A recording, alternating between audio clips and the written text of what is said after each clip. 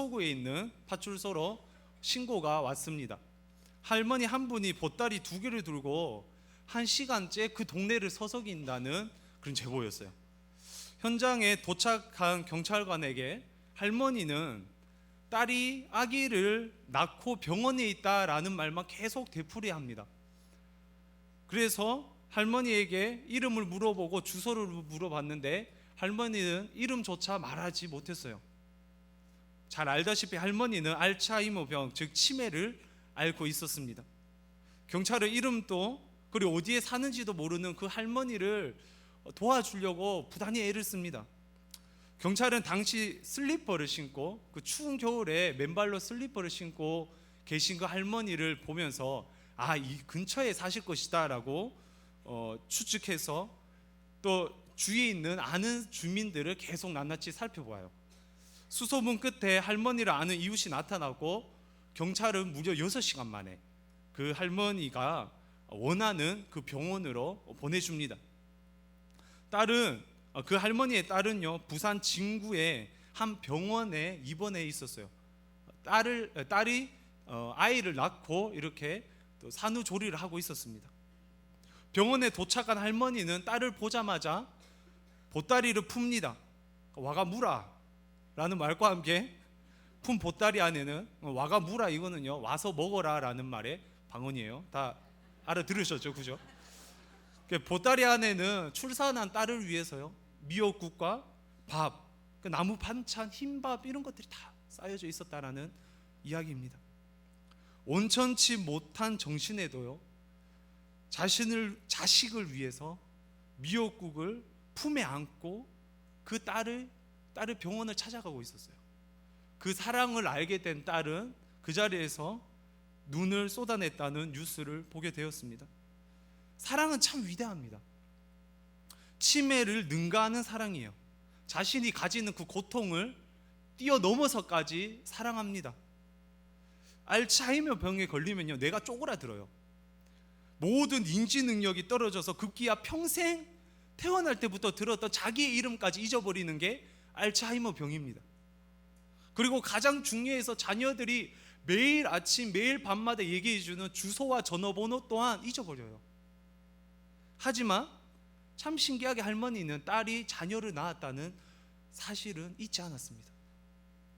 끝까지 추운 겨울 슬리퍼를 신고 급하게 집에서 나온 목적, 사랑하는 딸을 만나기 위한 그 목적, 그것은 잊지 않았어요.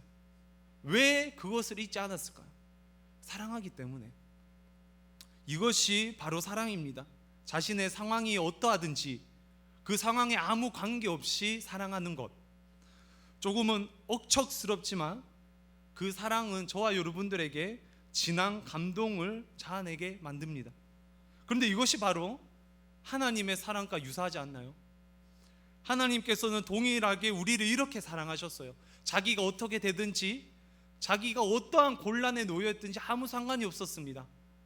알몸으로 태어나도 상관이 없었고 십자가에서 알몸으로 죽어도 상관이 없었어요.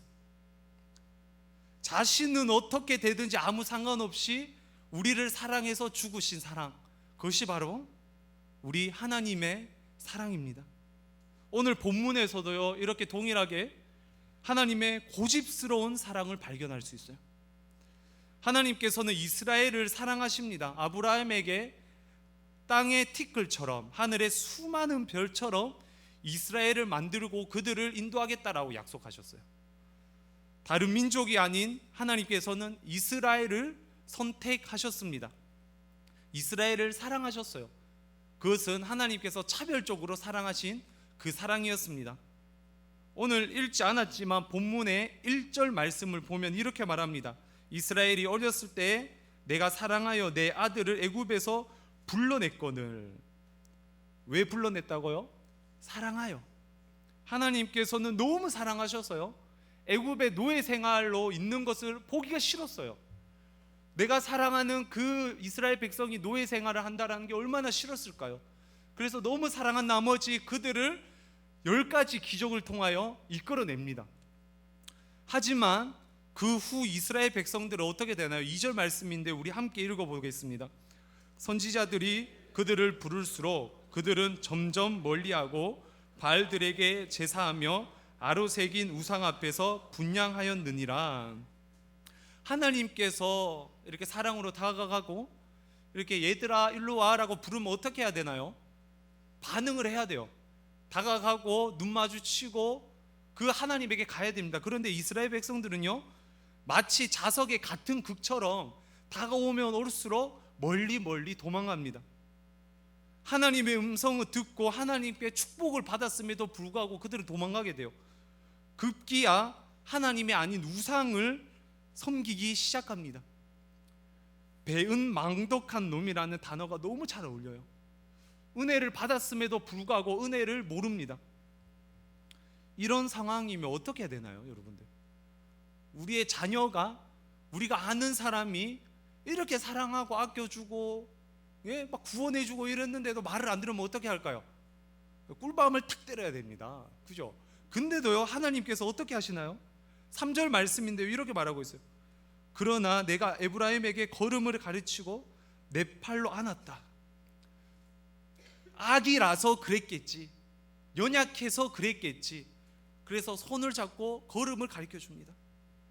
그리고 뛰쳐나가려는 그 아기를 끝까지 안아줍니다. 하지만 이스라엘은 끝까지 그 사랑을 모릅니다. 하지만 그럼에도 불구하고 하나님께서는 사랑의 줄로 그들을 계속 끌어줘요. 4절 하반절에 보면요, 그들 앞에 먹을 것을 두었노라 라고 얘기하는데요, 이 부분을 원어적 표현을 보면요, 무릎을 꿇고 음식을 먹여주었다라는 표현이에요. 다시 말해 우리가 갓난 아기에게 음식을 주듯이 사랑을 다해 눈을 마주치면서 음식을 주었다라고 얘기를 합니다. 그럼에도 불구하고 이스라엘 백성들은요, 하나님을 사랑하지 않습니다. 하나님은 그러나 끝까지 이스라엘 백성들을 붙잡으면서 사랑하세요. 이런 하나님의 사랑을 제가 묵상하면서 조금은 고집스럽게 느껴졌습니다. 고집스럽다, 자기의 의견을 바꾸거나 고치지 않고 굳게 버틴다라는 사전적 의미를 가지고 있습니다. 하나님의 사랑은 참 고집스럽습니다. 절대 그 사랑을 바꾸거나 고칠 마음이 없습니다. 그 자리에 굳건히 버티며 그들을 기다립니다. 점점 멀리 간다고 하더라도, 아니 반대 방향으로 도망간다 하더라도 하나님은 자신의 사랑을 바꾸거나 고치지 않습니다. 끝까지 그 사랑을 고집하십니다. 북이스라엘은요, 결국에 아수르의 포로로 잡혀갑니다. 그것은 하나님께서 그들을 버리신 것이 아니었어요. 그들의 죄의 결과였습니다. 우리 5절 말씀을 좀 이해하기 쉽게 쉬운 성경을 보면 이렇게 말하고 있어요. 이스라엘 백성은 이집트에서처럼 다시 포로가 될 것이다. 아수르 왕이 그들의 왕이 될 텐데 이는 그들이 하나님께 돌아오지 않았기 때문이다. 그들은 하나님에게 복을 받았습니다. 하나님 때문에 나라를 만들었습니다. 그런데 그들이 하나님을 찾아오지 않았어요. 하나님의 은혜를 모르고 살아가고 자신의 복을 차버립니다. 마치 개구리가 올챙이적 생각을 하지 못한다는 속담처럼요, 거지가 복권을 통해 졸부가 되었는데 은혜를 모르고 도박과 사치로 다 날려버리고 다시 거지가 되는 것처럼 이스라엘 백성들은요, 하나님의 은혜를 듬뿍 받아놓고 그 은혜를 다 갖다 버립니다. 탕진해 버려요. 그런데 성경은 참 신기하게요, 그런데도 불구하고 하나님께서는 그들을 사랑한다라고 이야기하고 있습니다. 우리 7절 말씀 함께 읽어보도록 하겠습니다. 내 백성이 끝끝내 내게서 물러가나니 비록 그들을 불러 위에 계신 이에게로 돌아오라 할지라도 일어나는 자가 하나도 없도다. 하나님께서는요, 선지자를 통해 계속 그들을 불러요. 얘들아 나한테 돌아와라, 얘들아 나를 좀 믿고 나를 사랑하라. 하지만 눈 깜짝하지 않습니다. 그런데도 불구하고 하나님께서는요, 그들을 사랑해요. 8절 말씀인데요, 에브라임이여 내가 어찌 너를 놓겠느냐, 이스라엘이여 내가 어찌 너를 버리겠느냐, 내가 어찌 너를 아드마같이 놓이겠느냐, 어찌 너를 스보임같이 두겠느냐. 내 마음이 내 속에서 돌이켜 나의 국률이 온전히 불붙듯 하도다. 사랑할 수밖에 없어서 그들을 끝까지 사랑한다고 하나님께서는 약속하십니다. 이해할 수 없는 사랑, 다소 고집스러운 사랑, 그것이 바로 하나님 아버지의 사랑이라고 성경은 말씀하고 있습니다. 제가 호세아서를 계속 설교하다 보니까 한 집사님이 저희가 호세아 전문가냐고 물어보시더라고요. 그리고 오늘 우리 함께 있는 교육자들도 설교 본문이 뭐예요? 아, 호세아죠? 이렇게 얘기를 하는 거예요. 저는 호세아랑 아무 관련이 없습니다. 뭐 논문 쓴 것도 아니고 뭐 신학교 때 호세아를 배운 것도 아니고 그냥 뭘 할까 하다가 호세아를 하게 됐어요. 근데 호세아 선지자가 대부분 사랑의 선지자라고 표현을 하거든요. 그래서 사랑의 선지자 설교를 한번 해보고 싶다라고 해서 호세아 선지자를 결정을 했어요. 그런데 제가 호세아서를 읽으면 읽을수록 하나님의 사랑을 느낄 수가 없었어요. 얼마나 심판이 많은지요. 그리고 얼마나 이스라엘 백성들이 못났던지, 뭐 이렇게 못날 수가 있을까 이렇게 생각을 했어요. 이스라엘은 가식덩어리였습니다. 그들은 행동 하나하나가 위선적이었어요. 하나님 앞에 보일 때는 종교 생활을 하는 것처럼 보이고 뒤에서는 이중 생활을 하는 이스라엘 백성. 자기의 나라가 부흥되는 것만을 원하고 물질적으로 풍부하는 것만 원하지 영적에 대한 소망은 하나도 누리지 않는 이스라엘 백성. 저는 성경을 읽으면서요, 호세아서가 왜 사랑이야? 그들은 사랑받을 수 없는 존재야. 그들을 왜 사랑해? 하나님께서는 그들을 심판하실 거야. 그들은 사랑받을 자격이 없어. 이렇게 생각을 하게 됐어요. 그런데 놀라운 것은요, 호세아 선지자를 묵상하면 묵상할수록 한 가지 알게 된 것이 있었어요. 아무 조건 없는 그 사람을 사랑하는 것이 하나님의 사랑이구나. 무슨 조건이 있어서 사랑하는 것이 하나님의 사랑이 아니라 하나님의 사랑은 아무 조건 없는 그 사람을 사랑하는 것이 사랑이구나라는 것을 알게 되었습니다. 어쩌면 바보 같아 보입니다. 어쩌면 무식해 보이고 어쩌면 고집스러워 보입니다. 그런데 그것이 바로 하나님의 사랑이라는 거예요. 얼마나 사랑받을 자격이 없는지 1장부터 10장까지 보면 그 내용이 철저하게 나오고 있어요. 그들은 사랑받기는커녕 버려져야 하는 존재들입니다. 그런데 하나님께서는 고집스럽게 사랑하세요. 이해할 수 없을 정도로 사랑하십니다. 그런데 이런 고집스러운 사랑을 저에게 적용하는 그 순간 저는 알게 되었어요. 제가 얼마나 배은망덕한 놈인지. 하나님의 은혜를 받고 이 세상에 살게 되었음에도 불구하고 그 은혜를 모르고 살아가는 것이 바로 저 모습이었던 거예요. 조건에 있는 사랑은 하나님의 사랑이 아닙니다. 조건이 있는 사랑은 하나님의 사랑이 아니에요. 그건 인간이 하는 사랑입니다. 하나님의 사랑은요, 그 사람이 어떻든 간에 사랑해 주시는 거예요. 그래서 9절 말씀에 이런 말씀이 있어요. 이는 내가 하나님이요 사람이 아니니라. 사람은 조건이 있어서 사랑합니다. 사람은 나에게 잘해줘서 사랑합니다. 사람은 나에게 유익이 돼서 사랑합니다. 하지만 하나님은 그렇지 않아요. 나를 버려도 사랑하고 나를 무시해도 사랑하고 끝까지 사랑하시는 사랑. 제가 잘생겨서 하나님께 사랑을 받았나요? 그것은 하나님의 사랑이 아닙니다. 제가 목사라는 직분이라서 하나님에게 사랑을 받았나요? 그건 하나님의 사랑이 아니에요. 저는 하나님과 멀어지기를 밥 먹듯이 하는 그런 배은망덕한 놈입니다. 하지만 하나님께서는 여전히 오늘도 저를 사랑해 주시고 계시더라고요. 도저히 인간이 이해할 수 없어요, 이것은. 하지만 이것이 바로 호세아서의 주제이자 성경 전체의 주제라는 것을 우리는 성경을 펴는 그 순간 단번에 알아챌 수 있습니다. 우리가 읽은 본문에서 고집스러운 그 사랑을 함께 찾아봅시다. 8절 상반절 말씀을 세번역 성경으로 이렇게 번역하고 있어요. 에브라임아, 내가 어찌 너를 버리겠느냐? 이스라엘아, 내가 어찌 너를 원수의 손에 넘기겠느냐? 9절 상반절 말씀이 이렇게 번역합니다. 아무리 화가 나도 화나는 대로 할 수 없구나. 하나님의 마음이 그렇다라는 거예요. 내가 어찌 너희를 버려두겠느냐? 내가 아무리 화가 나는데 너희를 버릴 수가 없구나. 8절을 보면요, 아드마 같이 스보임 같이 두지 않겠다고 말해요. 아드마와 스보임은 우리에게 약간 생소한 그런 장소일 줄 압니다. 아드마와 스보임은요, 소돔과 고모라와 함께 있었던 도시예요. 소돔과 고모라가 멸망당할 때 많은 그 나라들이 멸망당했는데 그 중에 두 가지가 아드마와 스보임이었어요. 하나님께서는 이스라엘을 그렇게 멸망당하지 않게 한다고 약속하셨습니다. 하나님께서는 끝까지 이스라엘을 용서하시고 사랑하십니다. 우리 10절 말씀 함께 읽어보겠습니다. 그들은 사자처럼 소리를 내시는 여호와를 따를 것이라. 여호와께서 소리를 내시면 자손들이 서쪽에서부터 떨며 오되. 아멘. 하나님께서 뭐처럼 소리를 내신다고요? 사자처럼. 예전에 그 애니메이션에 라이온킹이라는 게 있었어요. 그 라이온킹이 엄청난 흥행을 했습니다. 그래서 그 애니메이션을 배경으로 한 게임이 나왔습니다. 제가 오락실을 상당히 많이 다녔어요. 그래서 그 오락실에서 그 게임을 한 적이 있습니다.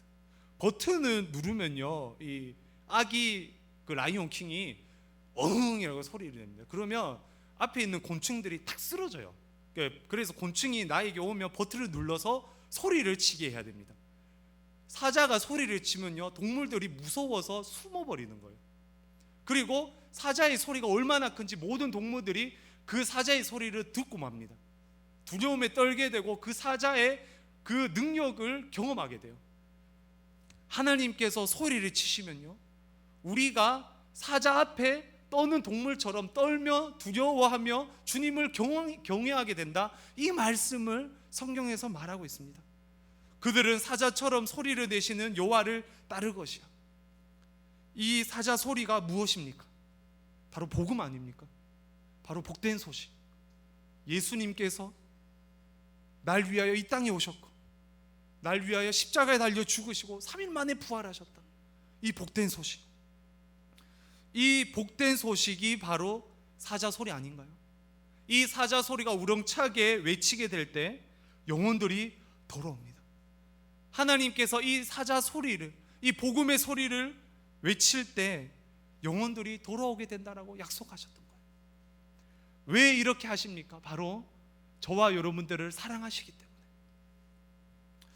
우리 지지난주 귀한 성도님들과 함께 춘천소년원 사역을 갔다 왔습니다. 춘천소년원은요, 9호 그리고 10호 처분을 받은 학생들이 모여있는 소년원이었어요. 청소년들이 범죄를 저지르면요, 1호부터 10호라는 처벌을 받게 됩니다. 춘천소년원에 가 있는 학생들은 9호와 10호 학생들이었어요. 그러니까 어떤 학생들일까요? 가장 범죄가 심했던 그런 학생들인 거예요. 답사를 갔습니다. 학생들 온몸에 문신이 있는 거예요. 그래서 너무 놀래서 이거 심각하다. 이게 그 신일교회 착한 우리 청소년부 수련회를 생각하면 안 되겠구나 하면서 긴장하며 그렇게 준비를 했습니다. 9호 학생들은요 6개월을 처분받은 학생들입니다. 10호 학생들은 2년 처분받은 학생들이에요. 제가 그 학생들과 그리고 그 처분받은 학생들 혹은 재판받는 학생들을 따로따로 이렇게 만나면서 약 90명 정도의 청소년들을 만났습니다. 그 중에 저희가 갔던 주에 9호 처분을 받아서 다시 처음으로 들어온 그는 신입반 학생들이 있었어요. 그 학생들 7명을 모아놓고 소년원에 몇 번 왔냐 얘기를 물어봤어요. 대부분 다 3번 아니면 4번입니다. 9호, 10호까지 왔다라는 것은요 보통 3번이나 4번 정도 소년원에 왔다라는 거예요. 특히 10호 정도는요 한 6번, 7번 정도는 와야지 10호의 처벌을 받게 되더라고요. 생각해 보세요. 여러분들 어떤 학생들일까요? 눈을 마주칠 수 있을까요? 눈도 못 마주겠어요. 사실 밖에서 봤더라면. 몸에 문신이 있는 학생들이 많고요, 그 중에 순진하고 착해 보이는 학생들도 있습니다. 그런데 알고 보면 절도, 강제추행, 폭행 등의 어마어마한 범죄를 가지고 그곳에 들어왔던 학생들이었어요. 대부분의 학생들의 가정은 불안했습니다. 새엄마, 새아빠, 할아버지 혹은 할머니 손에 큰 학생들이 많았어요. 당연히 부모가 없는 학생들도 많았습니다. 그래서 그곳에서 3박 4일 이렇게 사역을 했습니다. 근데 진짜 놀라운 것은요, 가장 큰 기적이 뭐였냐면 제가 그 학생들을 보는데 너무 사랑스러운 거예요. 저희가 항상 사역을 시작할 때마다 끝날 때마다 그리고 저녁에 모여서 우리 선생님들과 함께 집사님, 권사님, 장로님들과 함께 나눔을 했습니다. 그런데 참 놀라운 것은요, 다들 그들을 보는데 사랑하고 있더라고요. 제가 고민을 했습니다. 왜 얘들을 사랑할 수 있을까? 만약에 홈플러스에서 그런 학생들을 봤더라면 눈을 마주칠까 봐 두려워서 눈을 피할 그런 학생들이에요. 놀이터에 놀고 있으면 다른 길로 도망가게 되는 그런 학생들이에요. 그런데 왜 그 학생들을 사랑할 수 있을까?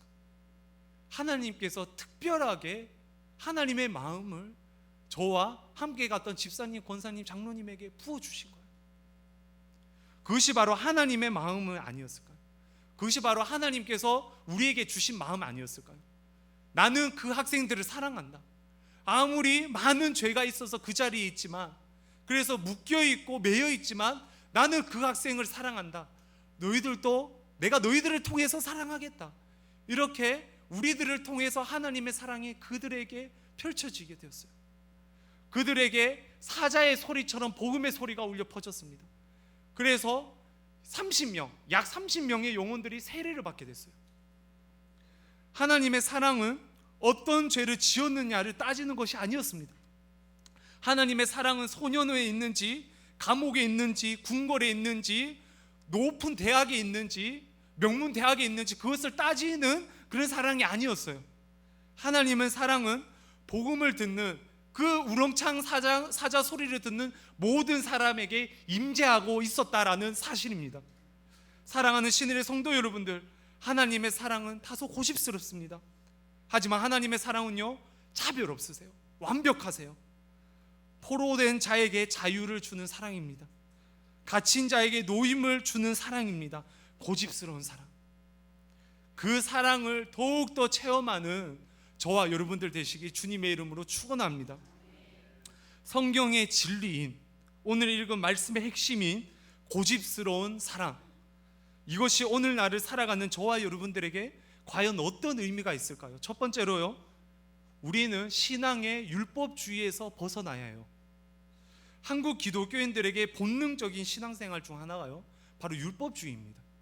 율법주의가 무엇인가요? 율법을 통해 구원을 얻는다라는 그런 이상한 생각을 하게 되는 거예요. 그래서 구원을 받은 후에도 우리가 잘못을 저지르면 구원을 받지 못할 것 같은 두려움이 생깁니다. 그리고 우리가 아프거나 이렇게 벌을 받게 되면 왠지 내가 죄를 지어서 벌 받는 것처럼 그런 생각에 빠집니다. 기쁨을 생각하기보다 죄를 생각한다라는 거예요. 율법주의에 있는 신앙인들은 항상 두렵고 떨리는 마음으로 생활합니다. 이것을 하지 않으면 난 구원받지 못할 거야. 혹은 내가 이 정도로 했으니까 구원을 받을 거야. 자기의 공로주의에 빠져버리는 거예요. 구원에 이르는 행위가 있어야 한다고 생각을 하는 거예요. 그래서 구원의 확신을 가지지 않는 채 신앙생활을 하게 됩니다. 자유함이 없어요. 제가 또 귀한 교구 사역을 하면서 참 이런 신앙관을 가지고 생활하는 성도님들을 많이 접하곤 했습니다. 성경에서는 무엇이라고 말씀하고 있나요? 하나님께서는 자신의 백성을 끝까지 사랑하십니다. 우리가 잘나서 사랑하는 것이 아니라, 우리가 많이 가져서 사랑하는 것이 아니라 그냥 그 존재 자체만으로 사랑하시는 거예요. 예수님을 마음으로 믿으며 의에 이르고 입으로 시인하면 구원에 이르게 됩니다.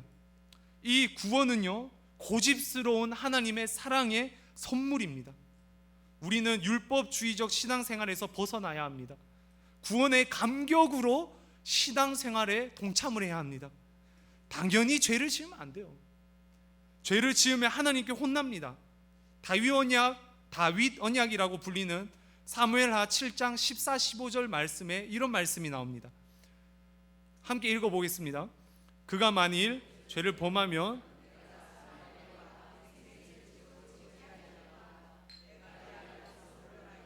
사울에게서 내 은총을 빼앗은 것처럼 그에게서 빼앗지는 아니하리라. 아멘. 그가 만일 죄를 지으면, 우리가 만일 죄를 지으면요, 내가 사람의 매와 인생의 채찍으로 징계하려니와 하나님께서 분명히 징계하세요. 하나님께서 분명 우리에게 죄값을 물으십니다. 그런데 내가 내 앞에서 물러나게 한 사울에게서 내 은총을 빼앗은 것처럼 빼앗진 않겠다. 구원을 빼앗지 않겠다라는 거예요. 하나님께서는 우리를 사랑하기에 벌하십니다.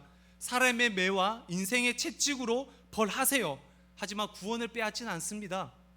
율법주의에서 벗어난다라는 것은요, 하나님께서 저와 여러분들을 끝까지 사랑하신다라는 것을 믿고 신뢰하는 신앙생활에 있습니다. 고집스럽게 사랑하는 하나님의 사랑으로 구원의 감격을 경험하는 저와 여러분들 되시길 주님의 이름으로 축원합니다. 고집스러운 사랑이 저와 여러분들에게 주는 두 번째 의미가 있습니다. 가장 좋은 그 사랑을 우리는 또한 사자 소리처럼 외쳐야 합니다. 김수경 작가의 사랑은 움직이는 거야 라는 신앙서적이 있습니다. 김수경 씨는요, 어릴 때 사랑에 대한 상처를 경험합니다. 그 상처로 인해 마음이 다치고 말아요. 그래서 자신의 마음을 보여주지 않고 숨기게 됩니다. 그 책에서 이렇게 표현합니다. 이제 나는 이러저러한 상처들로부터 나를 보호하기로 결심했다. 왜냐하면 자기의 사랑을 표현하면 또 상처를 받기 때문에 보호하기로 결심했다라는 거예요. 나는 내 마음이 보이지 않도록 깊숙이 감추었다. 이렇게 하니 참 편리했다. 상처를 받을 일 없으니까 편리한 거예요. 그들이 내게 사랑한다고까지 말해주어도 조금도 내가 사랑받고 있다고 느껴지지 않았고 내 고독 역시 조금도 해결되지 않았다. 작가만 이런 경험을 하나요? 저와 여러분들 또한 동일하게 이런 경험을 할 때가 많습니다. 부모님에게 받지 못했던 사랑, 혹은 나에게 결정적 영향을 끼쳤던 사람들에게 받았던 버림들, 그런 것 때문에 우리는 사랑에 대해 소극적으로 바뀔 때가 많아요. 하지만 이 작가가 예수님을 만나게 됩니다. 이렇게 그림으로 표현하는데요, 이 여성이, 이 작가가 가시옷을 입고 있어요. 근데 예수님께서 그 가시옷을 입은 그 작가를 안아줍니다. 여러분들, 가시옷을 입은 사람을 안아주면 어떻게 되나요? 그대로 찔리게 돼요. 예수님께서는 찔리고 뜯기면서까지 안아주시는 거예요. 끝까지 고집스럽게 이 사람을 안아주었습니다. 김수경 작가는 그 사랑을 경험하게 되고요, 그리고 동일하게 그 사랑을 전하는 사람이 됩니다. 그래서 책 마지막 장에 이런 표현을 합니다. 사랑받은 사람이 사랑하는 것은 사랑받은 자의 의무이자 제2의 본성이다. 사랑받으면 그 사랑을 전해야 합니다. 그것은 의무이고 본성입니다. 하나님의 고집스러운 사랑은 이렇게 우리에게 사랑을 전하라라는 의미를 담고 있습니다. 요한일서 4장 11절 말씀인데요, 우리 함께 읽어보도록 하겠습니다. 사랑하는 자들아, 하나님이 이같이 우리를 사랑하셨은즉 우리도 서로 사랑하는 것이 마땅하도다. 아멘. 사랑하는 것이 어떻다고요? 마땅하도다. 고집스러운 사랑을 받았다면 그 사랑을 전하는 것이 마땅한 것입니다. 그것이 의무이자 제2의 본성이 됩니다. 이렇게 그 사랑을 받고 그 사랑 때문에 신앙의 자유함을 누리고 그 사랑을 전할 수 있는 저와 여러분들 되시길 주님의 이름으로 축원합니다. 말씀을 맺도록 하겠습니다. 오늘 본문은요, 호세아 선지자가 이스라엘의 죄악을 고발하는 4장부터 11장 그 고백 중 가장 마지막에 위치한 장이에요. 4장부터 10장까지 호세아 선지자는 계속해서 이스라엘 백성의 죄를 고발합니다. 너희들 이런 죄를 지었다. 너희들 이런 죄를 지었다. 그래서 참 놀랍게 11장에는 그 하나님의 사랑을 표현하고 있어요. 그럼에도 불구하고 하나님은 여전히 너를 사랑하신다. 죄의 고발 뒤에 있는 그 죄를 덮으시는 하나님의 사랑이 숨어 있습니다. 이스라엘을 사랑하신 하나님의 사랑은 고집스럽습니다. 절대 흔들리지 않고요, 끝까지 사랑하십니다. 동일하게 저와 여러분들을 사랑하시는 하나님의 사랑은 고집스럽습니다. 이 사랑에 감격하며 살아갑시다. 이 사랑은 구원의 사랑이며 이 사랑을 점점 퍼지는 사랑입니다. 우리를 통해 그 사랑이 풍성해지길, 그리고 움직여지길 소망합니다. 사랑의 하나님 아버지, 참 은혜 감사합니다.